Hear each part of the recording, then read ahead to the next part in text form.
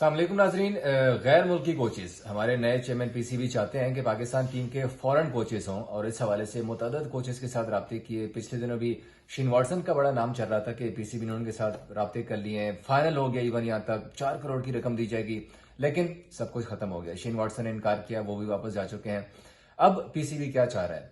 क्या अब भी फॉरेन कोचेस के साथ राब्ते जारी हैं? अगर जारी हैं तो इनमें कौन कौन से ऐसे नाम हैं जिनके साथ पीसीबी अब भी बैकडोर राब्ते उनके साथ कर रहा है और अभी तक किसी कोच ने आमादगी जाहिर की भी है या नहीं?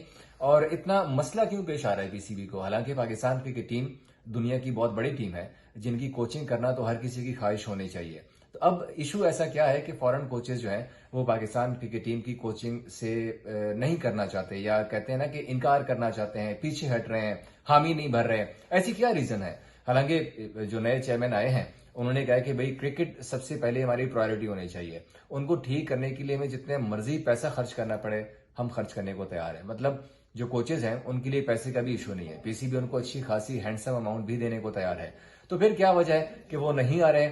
और कौन से कोचेज हैं जो कि आने को तैयार हैं लेकिन उनके साथ अभी मामला फाइनल नहीं हुए? तो ये तमाम चीजें मैं आपको बताऊंगा। हमारे पास कुछ नाम आए हैं आज कि जिनके साथ पीसीबी राब्ते कर रहा है। हमारे सोर्स ने कुछ नाम निकाले हैं अंदर से, तो मैंने कहा कि आपके साथ हम शेयर कर देते हैं।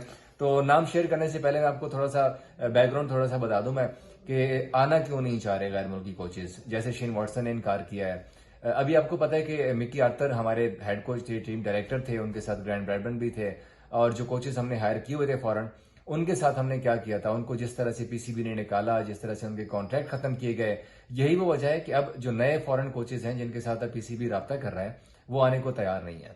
वो पहले ये श्योरिटी लेना चाहते हैं कि अगर हम आ भी जाएं तो कम से कम हमें इस तरह से निकाला नहीं जाएगा जिस तरह से मिकी आर्थर वगैरह को निकाला गया था, क्योंकि यहाँ पर कुछ पता नहीं चलता सिस्टम का। एक चेयरमैन आता है, दूसरा आता है, तीसरा आता है। पिछले 1-2 साल में हमने तो 2-3-4 चेयरमैन भी देख लिए यहाँ पर। तो इसी वजह से एक तो फॉरेन कोचेस आने को तैयार नहीं है।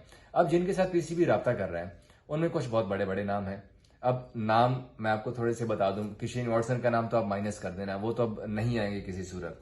उनके साथ अब गैरी क्रिस्टन बहुत बड़ा नाम है, Mike Hesson, Justin Langer, Matthew Hayden, Phil Simmons जो कि कराची किंग्स की भी कोचिंग कर चुके हैं इस बार पीएसएल सीजन 9 में, और इयन मॉर्गन।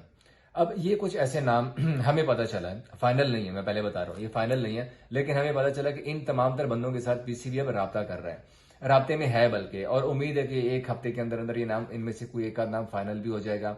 अगर नाम फाइनल नहीं भी होता तो पीसीबी ये चाहता है कि इनिशियली उनके साथ एज ए कंसल्टेंट के तौर पर उनको हायर कर लिया जाए, क्योंकि आपको पता है कि आईपीएल चल रहा है और आईपीएल में माइक हैसन ऑलरेडी इनकार कर भी चुके हैं। यहाँ पर पीएसएल में इस्लामाबाद यूनाइटेड की कोचिंग की उन्होंने, अब वो वापस अब इंडिया जा चुके हैं और इंडिया में भी वो कोचिंग कर रहे हैं आईपीएल में। इनके साथ साथ गैरी क्रिस्टन भी, जस्टिन लैंगर भी कोचिंग कर रहे हैं, गैरी क्रिस्टन भी कर रहे हैं। जो बड़े बड़े नाम है वो ऑलरेडी आईपीएल में काम कर रहे हैं और वो किसी सूरत आईपीएल के जो कॉन्ट्रैक्ट हैं वो भी नहीं छोड़ना चाहते। तो अब पीसीबी की कोशिश है, क्योंकि न्यूजीलैंड सीरीज आ रही है और न्यूजीलैंड सीरीज के लिए अगर फुल फ्लेज कोच उनको नहीं मिलता फौरन, तो फिर वो एज ए कंसल्टेंट किसी को रख लेंगे, जबकि उनके साथ साथ यहाँ पर जो लोकल कोचेज हैं हमारे पाकिस्तान के भी, जाहिर सी बात है बड़े बड़े नाम हैं हमारे पाकिस्तान के जो कि कोचिंग भी कर चुके हैं, उनमें से किसी एक आध को कोचिंग की जिम्मेदारी दी जाएगी, जबकि कंसल्टेंट रहेगा फॉरेन कोच। और उसके बाद जब आईपीएल खत्म हो जाएगा तो फिर उनके साथ फुल फ्लेज एक कॉन्ट्रैक्ट किया जाएगा, एक लॉन्ग टर्म कॉन्ट्रैक्ट किया जाएगा, जिसमें से उनको श्योरिटी दी जाएगी कि सिचुएशन चाहे जो भी हो, चाहे पीसीबी में यहाँ पर मामला चेंज भी होते हैं, टॉप हायरार्की चेंज होती है, चेयरमैन चेंज होता है, या कुछ भी हो सकता है, यहाँ पर पाकिस्तान है पता नहीं चलता एक दूसरे दिन का, तो आपको कोई बंदा यहाँ पर छेड़ेगा नहीं, कम से कम आप कंटिन्यू रख सकते हैं। और इस बार जो कोच फाइनल किया जाएगा वो फिर ऐसे नहीं होगा कि सीरीज टू सीरीज कोई नया कोच तैनात करना पड़ेगा। जैसे अब न्यूजीलैंड की सीरीज आ रही है तो ये खत्म होगी तो फिर नया कोच की तरफ चलेंगे, तो ऐसा भी नहीं होगा। 2 से 3 साल का कॉन्ट्रैक्ट किया जाएगा कोच के साथ, जो भी कोच होगा। अलबत्ता पीसीबी ये चाहता है कि अभी भी कोच होगा तो फिर फॉरेन कोच ही होगा। अब मोहसिन नकवी साहब ने तो बड़े वाशगाफ अल्फाज में कहा है, बड़ा क्लियर कट कहा है कि गैर मुल्की कोचेस ही होंगे पाकिस्तान टीम के।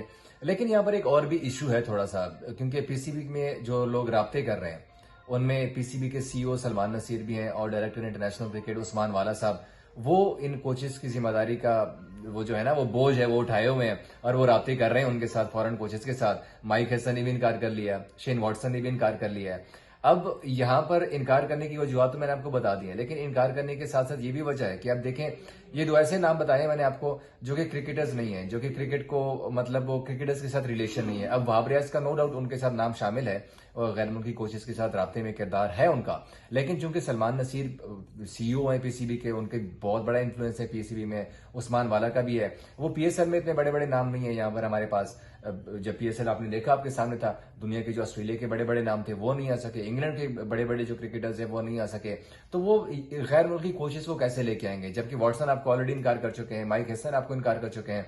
तो आप मेरा ख्याल है कि अब पीसीबी चेयरमैन पीसीबी को भी देखना चाहिए कि वहां पर जो हमारे साबिक क्रिकेटर्स रहे हैं, रमीज राजा एक बहुत बड़ा नाम है, उनकी रिलेशन भी उनके साथ बड़े अच्छे हैं, जो इंटरनेशनल क्रिकेटर्स हैं, इनके साथ साथ वकार यूनुस जो और भी हमारे बड़े साबिक क्रिकेटर्स हैं, उनको अगर पीसीबी अपने उनके ऊपर शामिल करे, इस चीज के ऊपर, इस मुद्दे के ऊपर शामिल करें, तो मेरा ख्याल है जो गैर मुल्की, जाहिर सी बात है जब आपका रिलेशन, अगर मेरा आपके साथ रिलेशन अच्छा है तो आप मेरी बात ज्यादा मानेंगे।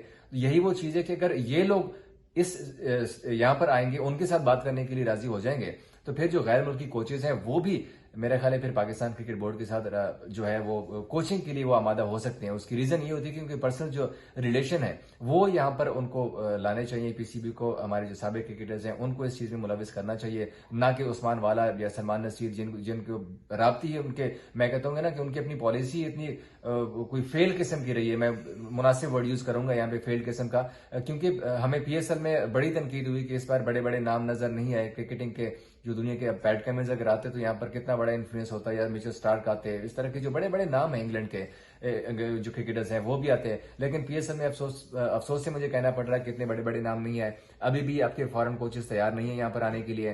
तो अब मेरा ख्याल है पीसीबी को भी अपनी पॉलिसी थोड़ी सी चेंज करनी चाहिए। चेयरमैन मोहसिन नकवी साहब को भी इस बारे में देखना चाहिए कि अगर कोई बड़ा नाम लेके आना है तो फिर हमें साबिक क्रिकेटर्स को भी इसमें साथ में शामिल करना पड़ेगा। उम्मीद है कि पाकिस्तान क्रिकेट टीम के लिए कोई अच्छा कोच आएगा जो कि पाकिस्तान क्रिकेट की तरक्की में अहम किरदार अदा करेगा। Thank you.